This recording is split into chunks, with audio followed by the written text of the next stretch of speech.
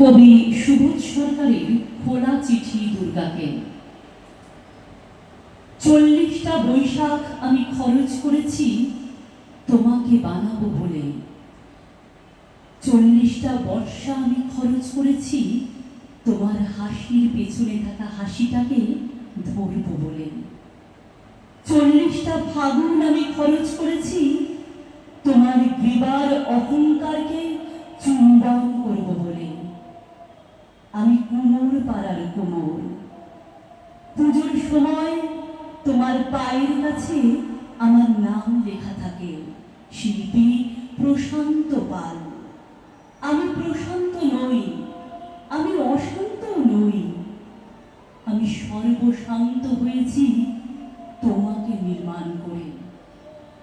প্রথমে তুমি ছিলে আমার মেয়ে, বিচুলির জানু যখন ধীরে ধীরে মাটির জানহুবি হয়ে উঠত, বিচুলির স্তন যখন হয়ে উঠত পাথরের মতো, সর্বভূতে সুসংস্থিতা তোমার চোখ যখন হয়ে উঠত আমার মায়ের চোখ, আমি লোভ বর্জন করে হয়ে উঠতাম মেয়ের বাবা।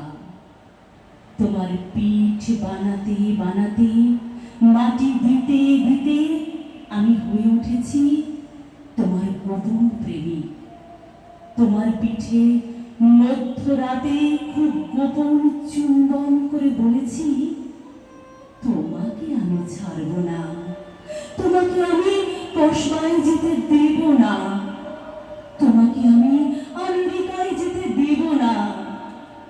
মাত্র এই কটা ডলারে তোমাকে আমি দিয়ে দিতে পারি না।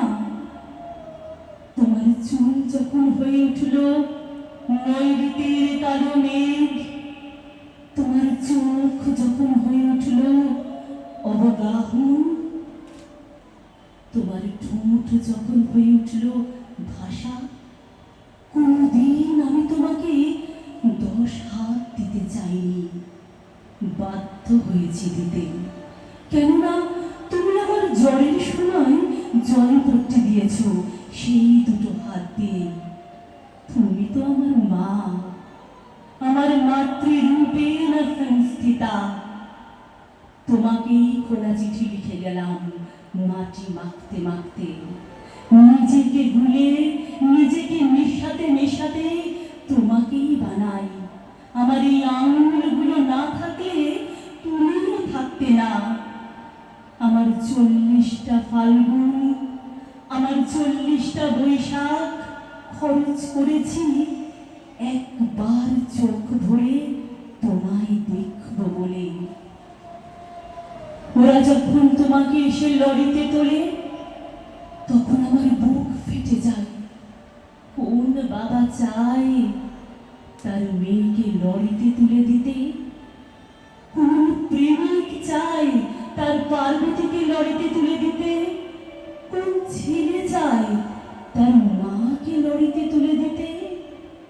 আমি শিল্পী হতে চাই না, নাম করতে চাই না, ডলার যা পেয়েছি ফিরিয়ে দিলাম পৃথিবীকে।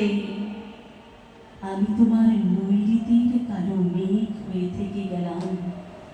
ইতি প্রশান্ত। নমস্কার।